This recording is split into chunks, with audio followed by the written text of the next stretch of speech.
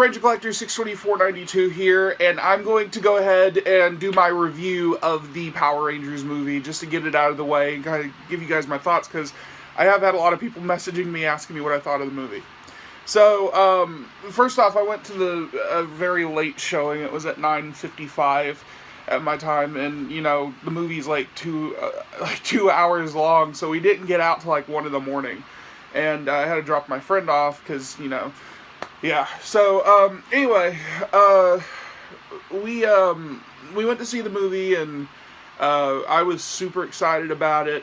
My friend didn't want to go without me. Like, he's like, I know you're like the biggest Power Ranger fan that I know, so we're gonna go together, and we went to go see it. So I was very excited.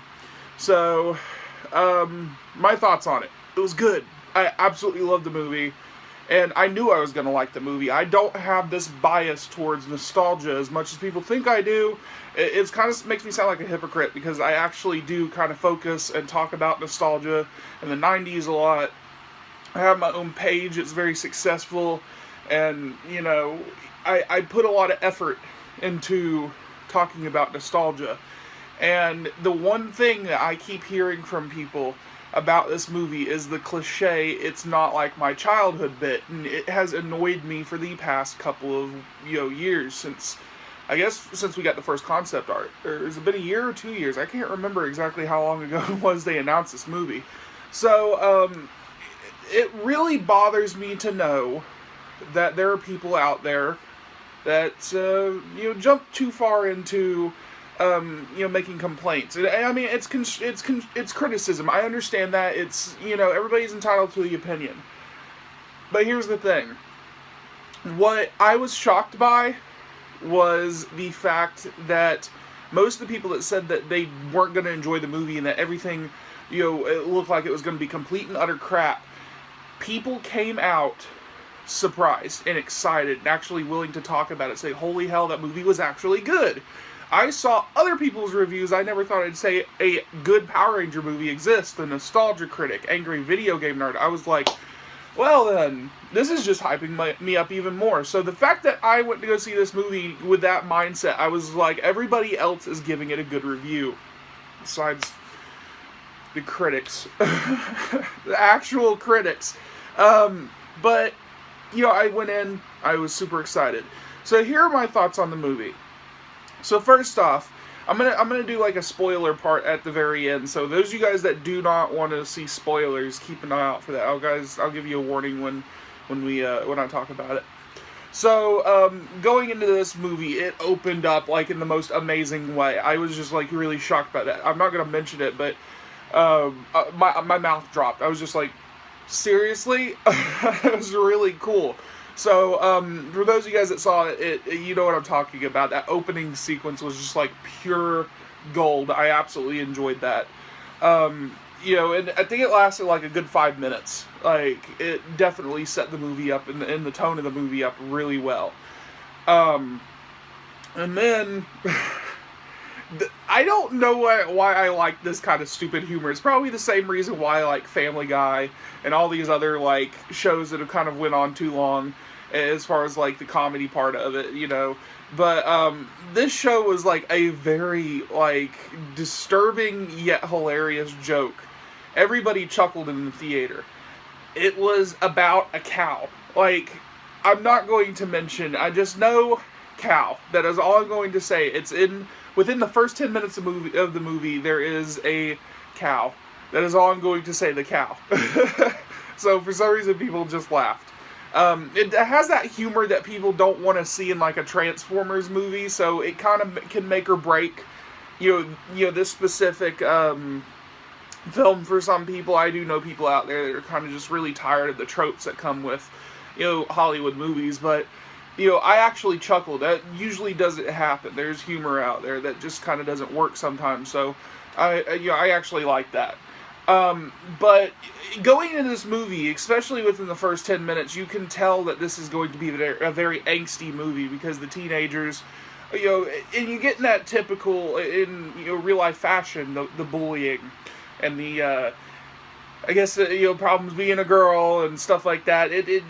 Kimberly having her problems kind of trying to fit in with the crowd. I get where everybody's sitting there saying it's like the Breakfast Club because they're in detention and stuff like that, which is, it's totally fine. Why not take inspiration from something that was popular? It actually works. And, you really start to actually emote and actually get really invested into these characters. We already know the names. We already know who they are.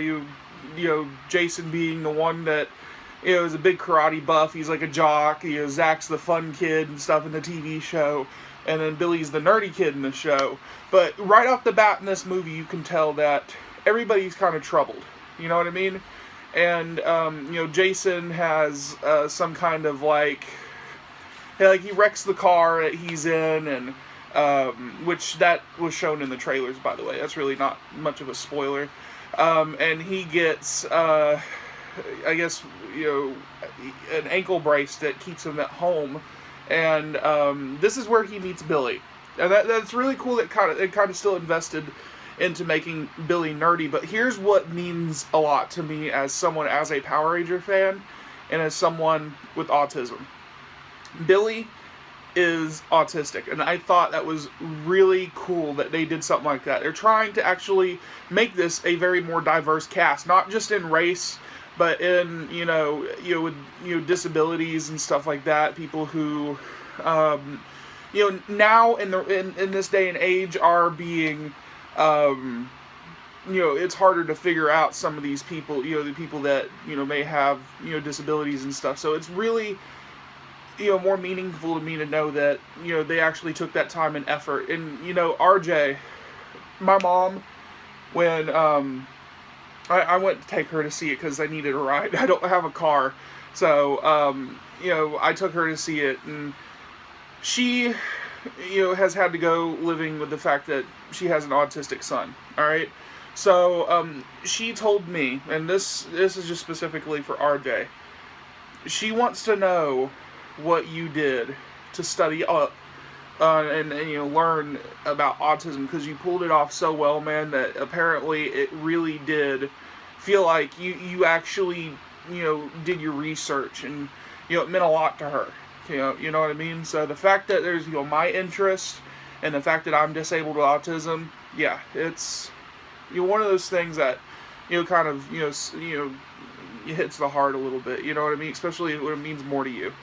And I really do appreciate this. And, I just thought that was really cool.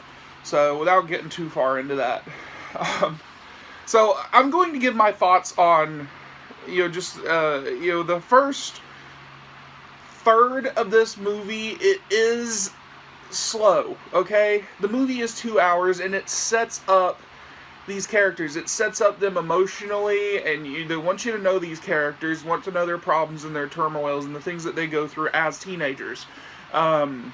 Now, granted, the fact that I'm just going to say real quick, this is a Power Rangers movie with about 30 minutes of Power Rangers, and that's the thing. Most people would say that's a make or break situation. I actually was really invested into the first third of the movie, which that never happens. I went into this movie going to want to see Power Rangers, but I didn't come out disappointed, and that's something to say. That's a lot to say, especially since they took their time with this movie. They took, all this, real world, new-timey issues that you would probably see a teenager go through, and they actually invested their time and put in something like that in this movie, and I really appreciate that, because, not every movie has to be this big action flick. If you want to see something with explosions and giant robots, you guys can go see that this June when Transformers 5 comes out. So, I actually really like the fact that they did kind of focus on the teenagers more than the actual, the superheroes and the robots and stuff. So there's that part of it, and just to know going in that the movie isn't going to sit there and get you, instantly, all this action and all these morphing and stuff. So there's that part of it, and I just want to point that out. Zordon and Alpha. I want to talk about them real quick. So first off, Alpha. he is really, really fun in this movie. Bill Hader did an amazing job. You know, that's like, okay, so you know, hear a lot of people out there that say that you can't really replace a certain character sometimes. That's like saying you can't replace Freddy Krueger, and that's why the reboot kind of sucked, because it wasn't Robert Englund. Well, there are people out there saying, well, you can't not have Richard Horvitz voicing Alpha. That's his character. Well, Bill Hader pulled it off so well for this specific Alpha that I actually really, really, really liked him. You know, I didn't like him as much as I liked the original Alpha, but he is like my favorite, you know, movie. I'm sorry, PETA. I'm sorry, PETA. Alpha is Alpha in the movie and in the TV show. So the same Alpha, but he's like my favorite movie Alpha. Like, you know, I feel like he's the most definitive version of a movie Alpha, especially if they had to do one. You know, they didn't make him too comedic, you know what I mean? And that was what I was really worried about, because if you're going to have this dark tone, and you're going to have, like, this side comedy with Alpha, which I knew they were going to kind of sneak some in there, but it wasn't that damn over-the-top, like, ridiculous, you know what I mean? And he does say his classic line. He does say, I actually really enjoyed that. You know, that was like a nerd moment hearing him say, he said it twice, so there's that. But Alpha's actually more of like he sits there and calls people master. He seems like he's like some kind of like Dobby the house elf character, and he actually helps train the Rangers. He actually physically fights with the Rangers. There's a lot of like interaction with Alpha, which is something new and something, you know, pretty cool. Like, Alpha's always the one to sit there and just rotate around in, you know, the command console. He actually physically gets in there, teaches them how to fight and, you know, what to do, and I actually really like that. Zordon. Just real quick, I don't want to mention the opening credits sequence, but Zordon does have his, you know, does come to light why exactly he's in the wall. That is all I'm going to say. You're going to get that information, like, right away. But, Zordon in this movie felt less like a mentor and more like someone with this scheming plan. He doesn't become a mentor until, like, right before they become Power Rangers at the last 30 minutes of the movie. And I don't know if I liked or disliked him. I felt like he was kind of a douche. But the Zordon in this movie really didn't have, like, a positive mindset. He was being very selfish.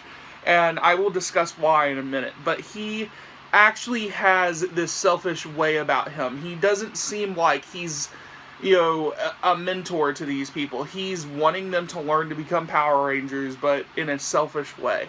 That is all I'm going to say until, like, in the next 10 minutes or so.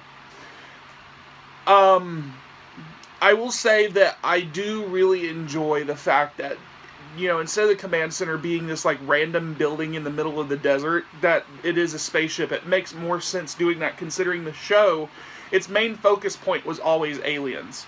And, you know, Alpha and Zordon are not Earth. They're not from Earth. Rita is not from Earth. So, I did like that. Rita. Let's talk about Rita real quick. Okay. So, the first glimpse of Rita we get, it is pretty interesting. I have never seen so many jump scares for some reason. She's actually really creepy.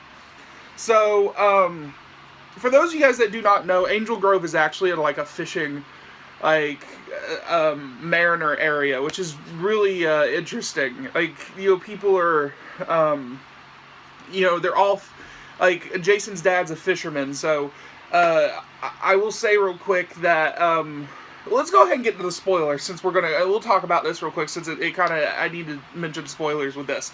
So this is the spoiler part.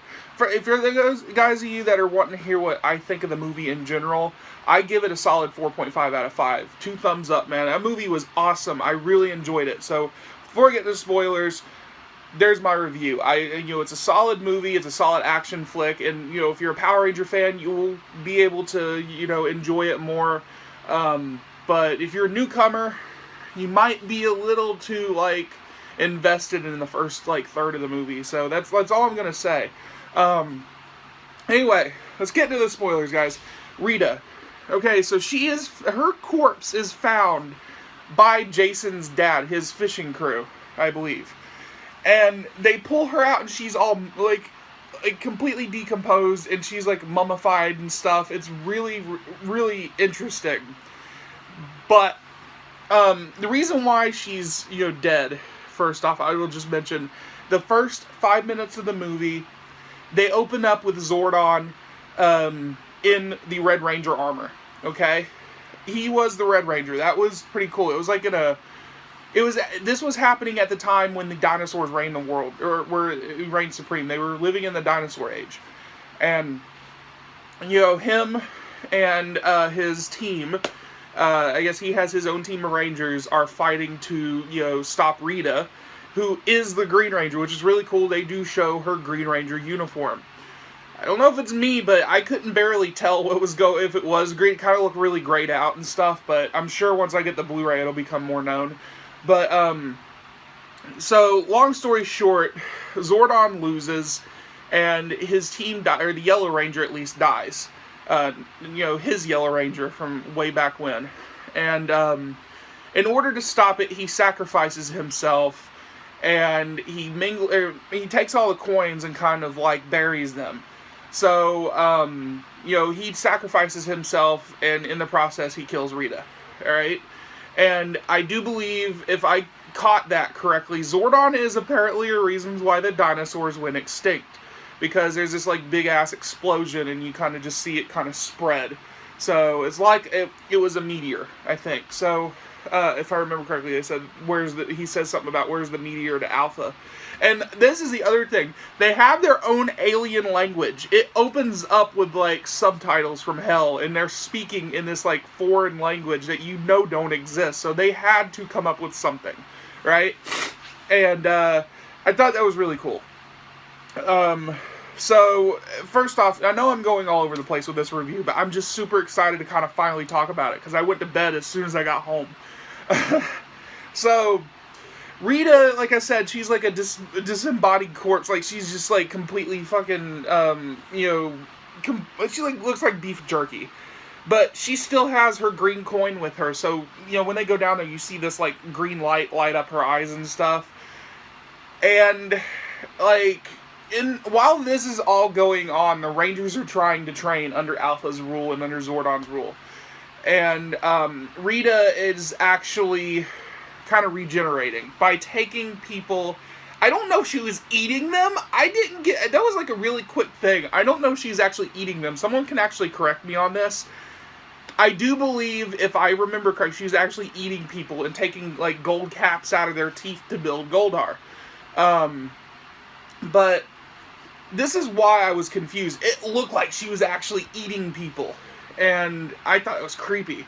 Because when you see her actually first pounce on someone, it's a cop, and he goes down, and it looks like she just completely stabs him with her staff. It was amazing. I was just like, this is some dark, crap right here. So, it was my eyes were so focused on this movie. And then, the moment that you start seeing her, kind of eat something, I thought she was eating somebody. So, someone let me know if that was just me. But as far as the movie goes, you're sitting here watching the first hour and a half, and you're waiting for people to morph and stuff, and they kind of tease it a little bit too. Is that, the reason why the Rangers can't morph right off the bat is because they're not synced up together. Jason has not fully brought the team together, and they're not in that mindset. So when they step on this touchpad footstep reading thing, they cannot sync up and they cannot morph. And that's why they have to train. And like I said, the whole training thing is pretty cool. I actually enjoyed that, because Alpha is the one kind of mentoring him. But in the process of this training, they're getting frustrated.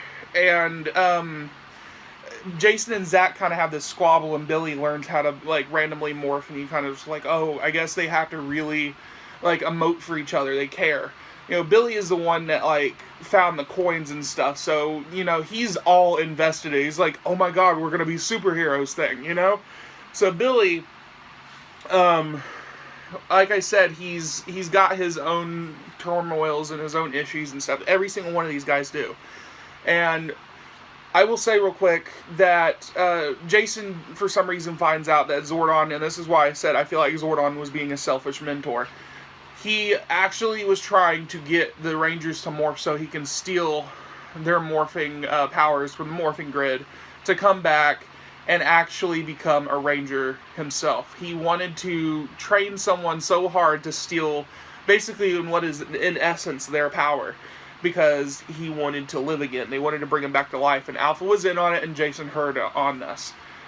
So, Jason walks out, Zach starts a campfire, and they all become so emotionally invested in, like, talking to each other and telling them their secrets and stuff. And then that is where we kind of hear some personal stuff. And that I'm not going to get into that because I think a lot of people enjoy it a little bit more if you heard it yourself. There are people out there that say they actually got teary-eyed because of some of the things that were said. And, you know, the whole purpose behind this movie is these teenagers. I know a lot of people are going, it's like, well, it's a Power Rangers movie, why is there no Power Rangers? Well, you're going to get what you want, but I actually really liked that they were focusing and introducing and building character for these teenagers. So that campfire scene was really cool. I would say it puts it up there that, like, it felt just like the campfire scene from the original Ninja Turtles movie, but it didn't take from it. Whereas that one was, like, completely emotional because they lost something. These guys actually emoted. And I mean, that's another thing. The actors were really great. You know, they were, like, amazing. So, in the process of this, they all get their, you know, motivation to continue. And they all leave. I think it was, I can't remember exactly, but this is at this point where Trini gets a visit from Rita. And Rita threatens her. Right? Which, I'm telling you right now, Rita is scary, but she still has that cornball version of Rita from the TV show. You know, she's like, I'll show you mine if you show me yours. I'm like, wow, like, seriously. And she makes it like a you know, some kind of deal with Trini to meet her somewhere, and this is where it gets really interesting. In the process of this, Rita said Trini led them, like, under her rule to this spot, and they tie her, she ties all the Rangers up and asks, where is the Zeo Crystal? Now, the Zeo Crystal apparently plays a huge part in this movie because what was funny about this is that they're trying to connect a universe, and I'm sitting there just, like, pointing things out, and then my friend's just like, I don't know what the hell you're talking about. Cause he liked Power Rangers, the original Power Rangers, so everything after it, he's just kind of, like, oblivious to, and I had to explain it to him. So, the Zeo Crystal plays a part in this movie, and that is what she is after. That is what she's looking for. And, you know, that's the reason why she's building Goldar, is because guess where the Zeo Crystal is? I see why Krispy Kreme got the promotion for Power Rangers. So there is a, like, running joke in other people's reviews about how Krispy Kreme is, like, a character in this movie for, like, the last 30 minutes. And that's actually very funny. So, but it's at a cost. Billy is the one that knew about where the Zeo Crystal was, because he's such a brain. And he was able to pinpoint everything. And in the process of it, Rita kills Billy. Alright? This is... I knew they were going to bring him back, especially since we didn't see footage that was shown that, like, is going to obviously happen later in the movie. Anybody will know that he's going to be resurrected. And this is where Zordon actually selflessly, you know, gives up his opportunity to come back through the morphing grid and be alive again. He gives the opportunity to Billy, and Billy comes back. And then this is when they get their chance to morph. And when they morph, it is amazing. No, they do not have morphers. I do not know why the toy exists. So, because when that morpher came out, everybody's just like, oh, that looks horrible. It looks like something from Kamen Rider or X or Kamen Rider. I don't even watch Kamen Rider, so I'm probably pronouncing this shit wrong. And everybody's like, it looks like something from H.R. Geiger's, like, scrap pile. I was just like, okay, whatever. Well, the Morpher doesn't make an appearance. The step pads are what they use. They kind of just like, and you know how on Turbo they sit there and like kind of stand next to each other? But you got the Morphers there, but they got this like beam that comes down on them and morphs, turns them into Power Rangers. It's kind of like that, but the morphing grid is like this essence in between them, and they're kind of just rotating around and doing this like really weird rotation thing, like where they're spinning. And then the armor just crawls onto them and crystallizes onto their body, and it's just a really cool effect. I really, really like that. When they finally morph, you know it's time for the ass-whooping moment. This is where all the special effects are going to come in, and it to me, as a fan of Power Rangers, it delivers. It was badass. So, Rita and the Rangers obviously have their fight. Rita is, controlling Goldar, and when you see the Zords, man, I thought it was pretty cool that they did this. The original Mighty Morphin Power Rangers, the movie, the one that's on the movie soundtrack from '95, they play that theme while the Zords are running out and doing their thing. I thought that was cool. So when they're trying to protect Krispy Kreme, I hate saying that. It could have been something else, but that's the thing with Hollywood. You've got to have your promotions. That's how people make their money. And, Goldar, I'm going to say this still, Goldar was not my favorite thing about the movie. Goldar is actually still what it always was. A giant pile of gold with no emotion. He was basically a robot. That is what he was. He had less emotion than Alpha. Like, seriously. No speaking, no nothing. Not Zordon. Goldar was a zombie in this movie, basically, under the control of Rita. So, my biggest issue is the fact that a main character, Goldar, was turned into, like, this, nothing. I'm hoping that they change that in the future. Maybe, like, there's, like, this, like, monkey creature that Rita finds in the sequel or something and gives the gold armor to him. Who knows? There is a way to come out of that and actually, make the fans happy, because that actually really upset me. Goldar is, like, dark. Like, to me, he's, like, if you were to have, like, you got Rita and Zed, who are, like, the Emperor, and then you got Darth Vader, I think would be, like, Goldar or something. Like, you just don't do that, And it's like turning off Darth Vader's speech box. And it was just so damn terrible. I hated how they completely did that to Goldar. It actually upset me. But in the end, the Rangers do kind of like do this hold the line thing. And in the process of this, they're pushed into, I think what was where the Zeo crystal was, because it's giving up so much energy. If they push them in there, it's going to explode. And, well, big mistake. The Rangers rise out of that pit as the Megazord, and it's pretty damn cool. I actually really liked the special effects in this movie. I thought I was going to hate the Megazord, but it actually is really cool. No, there is not like a Megazord transformation sequence. You kind of see like some kind of like transformation going on behind the fire and stuff, but it's like, it's not like as upfront as the TV show or the original movie. You see what I mean? And while this is going on, I think it's pretty cool that they all have to like kind of sync up, because they trip on themselves. And you're just like, all right, here it goes. And they just trip, and I'm like, like, damn it. So they really get into it, and it really delivers. I actually really, and I like the way that they did this. The action delivered when it did. There are people out there that say it fell on its face, but as a Power Ranger fan and someone who likes seeing stuff like that, it really did work. So anyway, when the Rangers finally defeat Goldar, which, by the way, Rita is piloting Goldar. She actually goes in. The way they defeat Rita is they just bitch slap her to the moon. Yeah. The moon plays some kind of presence in this. I'm assuming that they do it in the moon because she kind of freezes up at first, but they like bitch slap her and you see the moon in the background. I'm hoping that's what happens, is she's just actually floating slowly towards the moon. So that would be pretty cool that they did that, and it could play into the to the sequel.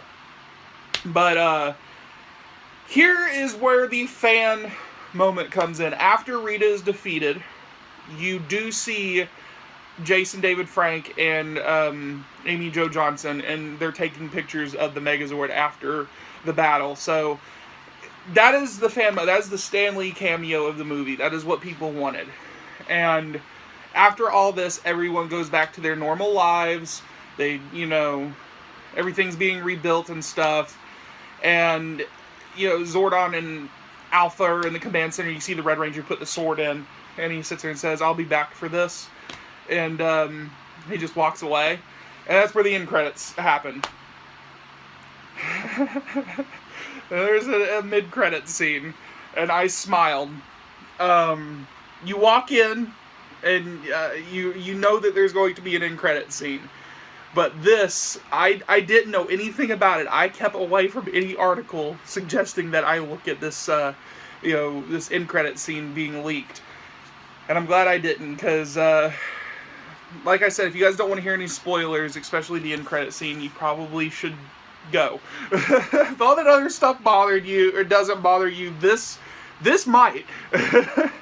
But, kids are in detention still because they're still kind of in they're still serving their detention from being bad kids, alright? Because these guys are teenagers with attitudes, unlike the TV show suggested. You hear the guy calling out everyone's name, and then you hear, "Oh, we have a new entry, or a new student coming into detention today. A Mr. Tommy Oliver." Tommy Oliver. Tommy Oliver just pans into, like, a green jacket over the desk, and then you see, like, this explosion. Like, I'm just so ready for the sequel, because you know it's going to be a Green with Evil story. So, here is hoping that we do get a sequel, guys. I am very excited about it. The movie was amazing. I want to see it again. And I cannot wait till it comes out on Blu-ray, because this was what I was hoping for in a Power Rangers movie. It delivered. I loved it. Definitely go check it out, guys. You will enjoy it. But anyway, guys, I'm gonna go. Thanks for watching. I'll talk to you guys later.